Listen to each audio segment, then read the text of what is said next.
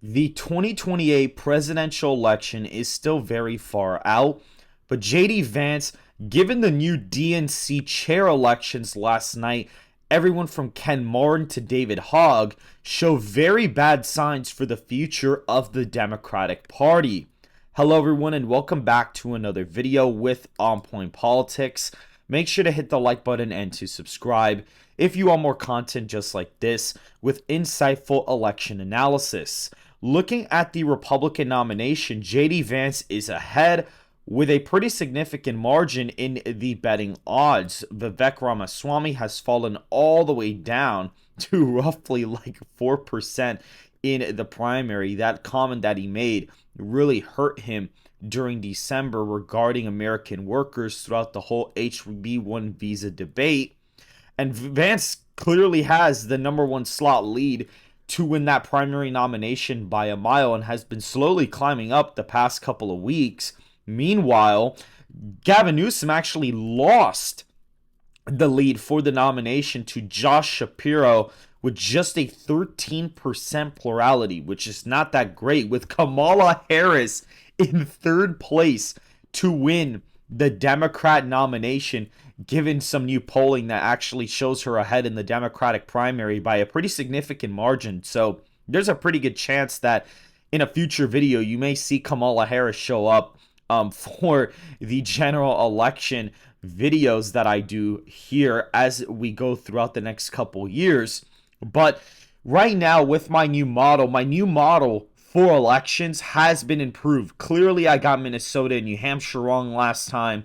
I overestimated Trump in the swing states. I still had really good performances in the state of California, Texas, Florida, New Jersey, New York, Illinois. I was able to get the margins within like a point or two, in those states, which is fairly impressive given the, historical context of 2024, with Texas being like a 14-point win and New Jersey being only a 5.9 percentage point win. So the fact that I was even able to like remotely get that within a point in some of those states is fairly impressive. But of course, the swing states are what matter. And if you're like super wrong in those, it's definitely not a great look.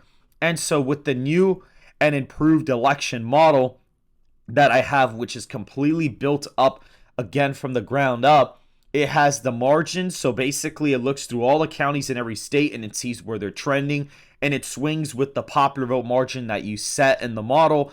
It has all the approval rating differences in all the states. As of right now, I think I'm using the Donald Trump and Kamala Harris differences just because that was the latest matchup, and we'll be tracking those approval ratings over time.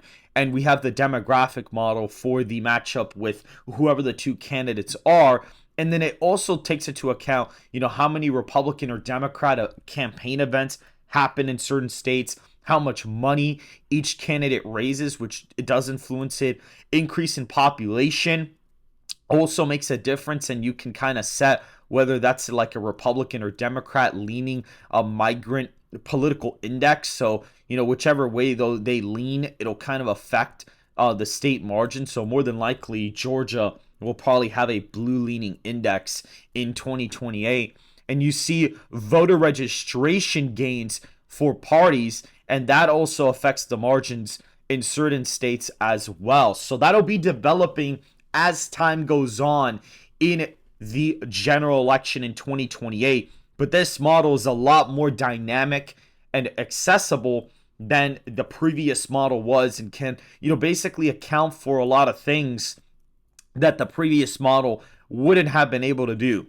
And so looking at this map, guys, so JD Vance right now in this matchup, I think he'd be winning the popular vote by close to 5 points. I think Josh Shapiro is very overrated. We already know with governorships, for example, in the state of Florida, Ron DeSantis, governorships do not mean you're going to do well in the general election. We've seen that with Ron DeSantis, where he got smoked by Trump in the primary, despite winning Florida by a bigger margin than Trump did. And if we look at, for example, Mitt Romney in the state of Massachusetts, he won the governorship there, and people were like, oh my God, we got to nominate him. And look at what happened in 2012. He got absolutely destroyed in 2012 by Obama, completely annihilated by Obama in 2008. Again, guys, governorships are way less partisan than Senate and basically federal elections. And so if you're going to try to say that, oh, Shapiro won Pennsylvania by 17, so that automatically means he wins Pennsylvania in 2028 is ridiculous. This guy is super overrated. JD Vance has the political strength with white college voters, with young voters, and also Josh Shapiro has a lot of problems with non-college white voters, especially farmers. He's basically done this political prosecution hack, in the state of Pennsylvania where they've been going after Amish farmers. It's a big story in Pennsylvania and may even really affect him pretty badly in 2026 next year when he's up for re-election, if he actually goes ahead and ends up doing way worse in his election bid, because I don't know if he'd lose. If he does lose, that'd be crazy, and he wouldn't even have a chance at being the nominee in 28 if that happened. But he would effectively be locked out of the nomination if he even does like 5 or 10 points worse in the general election. And so this guy, I think, would not be very great given the new leadership of the DNC. Looking forward, I think that they're not necessarily going to be running the party the best. And so looking at all of these, scenarios, I mean, Utah comes in at a pretty strong margin for Vance, given the scenario. He only wins it by 19, so it actually does shift left. And it has been trending to the left for quite some time now. So that's why you're seeing that state do that. Idaho comes in at 38 points. We see here was about 36, so a 2-point shift to the right. A lot more, safe Republican states here. Montana, 23 points. That's like a 4-point gain from the last election. So Vance does a lot better in Montana. Vance does a lot better in Missouri, Kentucky, Tennessee, Alabama, Mississippi.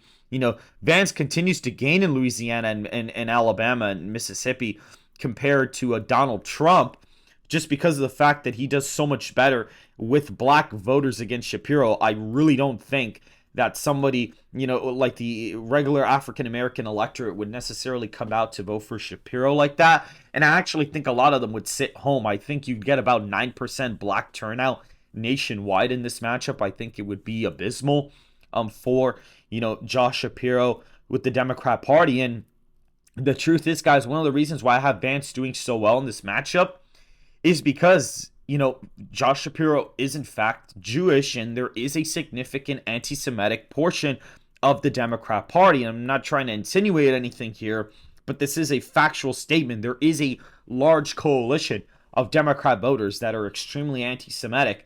And so because of that, you are going to get a weakened performance from Shapiro at the helm of the Democratic Party.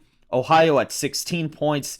Iowa at about 14 points for Vance. So he improves from Trump's margins in the state, but not as much in Iowa. Only a point gain. And he actually does gain quite a bit in Ohio. Ohio, a 5-point swing in Ohio. State of Pennsylvania, that's going to be quite interesting to look at as of right now. But, Texas and Florida. Texas barely moves to the right by like 0.2.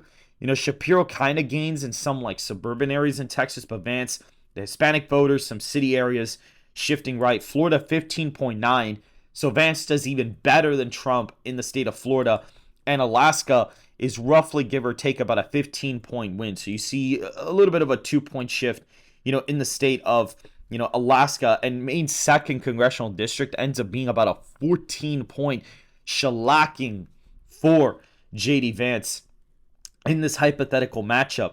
And we see in the safe Democrat states, California obviously coming in at about 18.9%, which is about a point and change less than what Harris won it by. So you're seeing Republicans max out here, but clearly Shapiro's not holding up the Democratic base very well.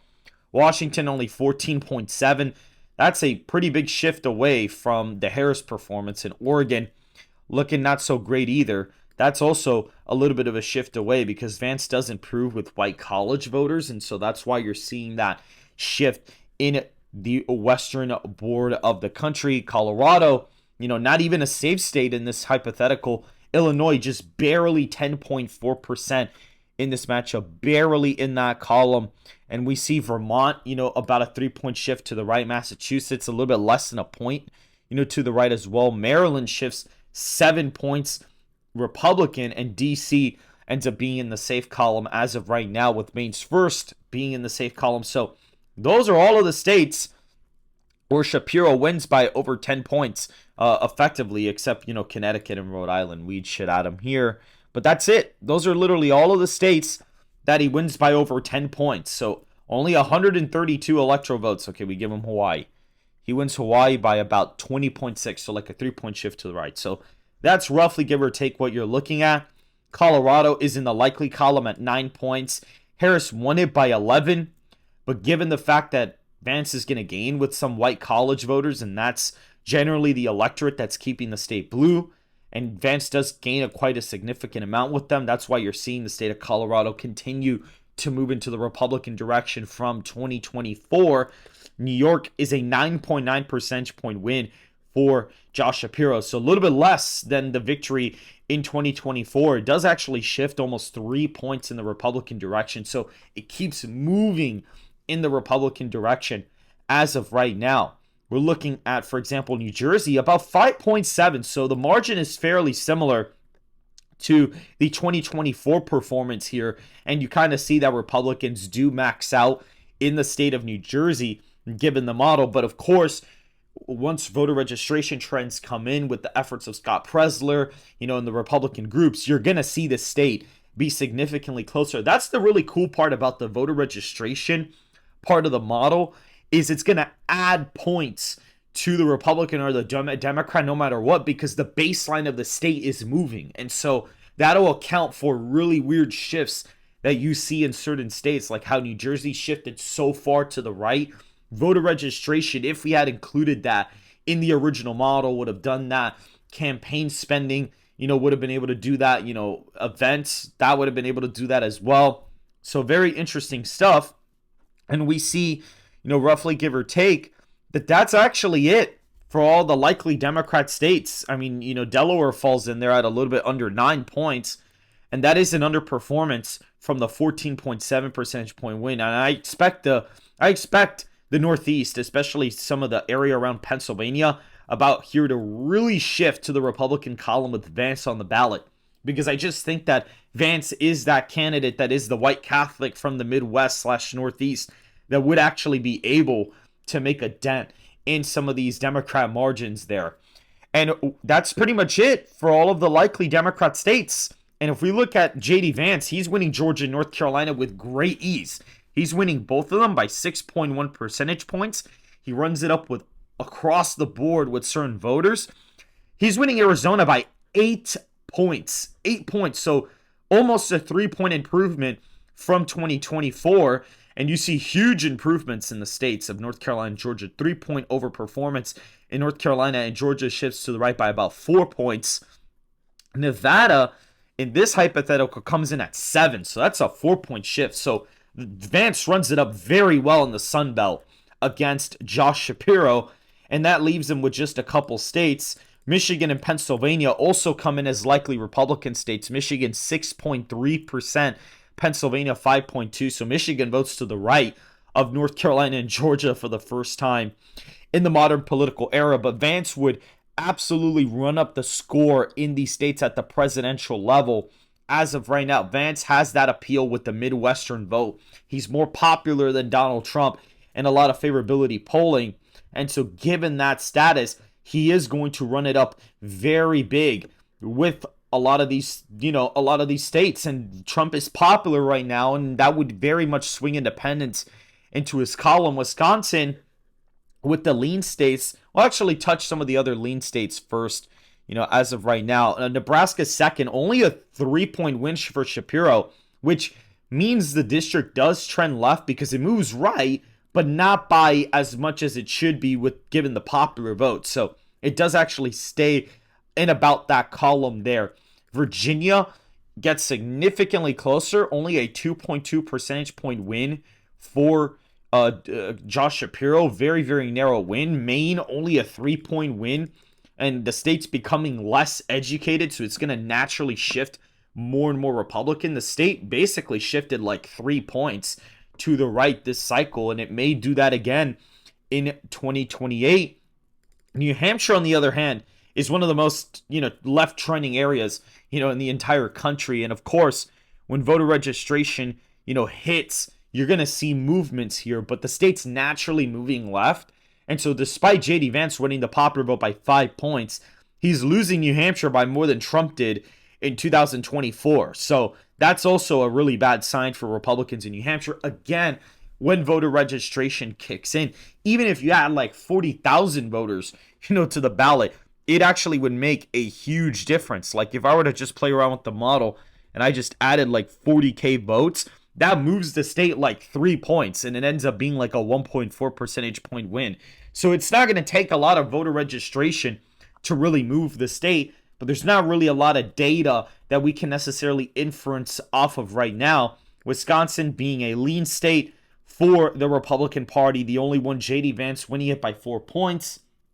Again, later on, when we look through some of the inferred party data in 28, it won't necessarily be that Wisconsin's guaranteed to vote to the left of Michigan and Pennsylvania. If anything, it'll probably vote to the right, given Vance's strength in the Midwest. And, Minnesota ends up coming in at just about, give or take, very, very minimal shift, about 3 points for Josh Shapiro. So it only moves like a point to the left, or a point to the right, despite the nationwide popular vote moving like 3.5 points to the right. So again, very, very left trending area in Iowa, Wisconsin, and Minnesota. This area is very, very left trending from the Republicans. And the only pure toss-up state is the state of New Mexico.